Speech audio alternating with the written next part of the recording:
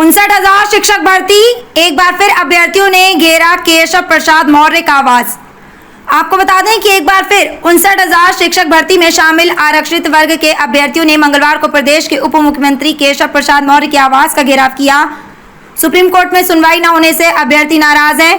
इसी को लेकर केशव प्रसाद के घर के सामने धरने पर बैठे हैं। अभ्यर्थी यहां जोरदार नारेबाजी कर रहे हैं। मौके पर भारी पुलिस बल तैनात है। यहां बैठे अभ्यर्थी केशव चाचा न्याय करो का नारा लगाकर धरने पर बैठ गए। अभ्यर्थियों का कहना है कि हाईकोर्ट का जो फैसला आया था, सरकार उसे जानबूझकर लटका दिया, जिससे ये मामला अब सुप्रीम कोर्ट में चला गया। सरकार के पास पर्याप्त समय था, वह हाईकोर्ट डबल बेंच के फैसले का पालन करके सबके साथ न्याय कर सकती थी। धरना प्रदर्शन का नेतृत्व कर रहे अमरेंद्र पटेल ने बताया कि वर्ष 2018 में यह भर्ती प्रक्रिया शुरू हुई थी। जब इसका परिणाम आया तो इसमें व्यापक स्तर पर आरक्षित वर्ग के अभ्यर्थियों के साथ अन्याय किया गया और उन्हें नौकरी देने से वंचित कर दिया गया। एक लंबे आंदोलन और न्यायिक प्रक्रिया से गुजरने के बाद बीते 13 अगस्त 2024 को लखनऊ हाईकोर्ट के डबल बेंच ने हम आरक्षित वर्ग के अभ्यर्थियों के हित में फैसला सुनाया और नियमों का पालन करते हुए अभ्यर्थियों को नियुक्ति दिए जाने का आदेश दिया। लेकिन सरकार इस प्रकरण में हीलाहवाली करती दिखी। पटेल ने कहा कि उन्होंने 2 सितंबर को भी केशव प्रसाद मौर्य के आवास का घेराव किया था।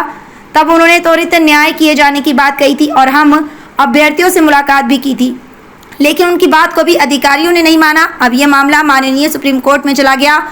हम पिछड़े, दलित, गरीब अभ्यर्थी अधिकारियों और सरकार के इस रवैया से काफ़ी हताश और परेशान हैं। जो काम कुछ दिनों में हो सकता था, उसे इतना लंबा जानबूझकर टाल दिया गया।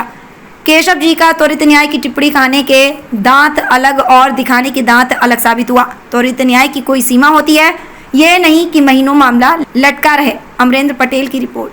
जी, हम केशव प्रसाद मौर्य जी के यहाँ हैं। हम लोग भाजपा को केशव प्रसाद मौर्य जी को देख के ही वोट देते हैं, लेकिन हमारे साथ गवर्नमेंट षड्यंत्र कर रही है। सुप्रीम कोर्ट में हम जो है पिछड़े दलितों को फंसा दिए। 22 डेट लग गई है हमारी, 22 डेट में 11वीं डेट पर सुनवाई नहीं हो रही है। गवर्नमेंट अपना पक्ष नहीं रख रही है और गवर्नमेंट हमारे साथ षड्यंत्र कर रही है। हम गवर्नमेंट से कहना चाहते हैं कि पिछड़े दलित अगर आपकी ढाल न बने तो आप कभी सत्ता में नहीं आ सकते, और आप अगर न्याय नहीं दिलाएंगे तो संघर्ष कभी रुकने वाला नहीं है। ये संघर्ष सड़कों पर चलता रहेगा, रोज हो गया संघर्ष।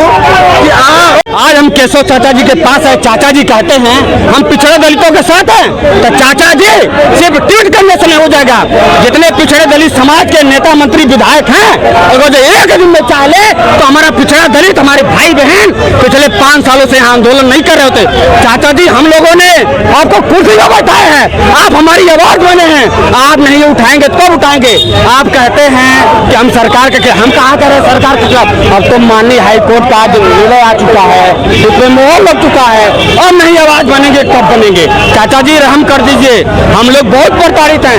एक तरफ जनरल अभ्यर्थी हमारा सैलरी उठा करके लाखों का 25-25 लाख एक खड़ा, हमारे पास रुपया है, पैसा है। हम लोग खेत घर बंधक रख करके जो है माननीय सुप्रीम को, अब तो हमारी आवाज बने।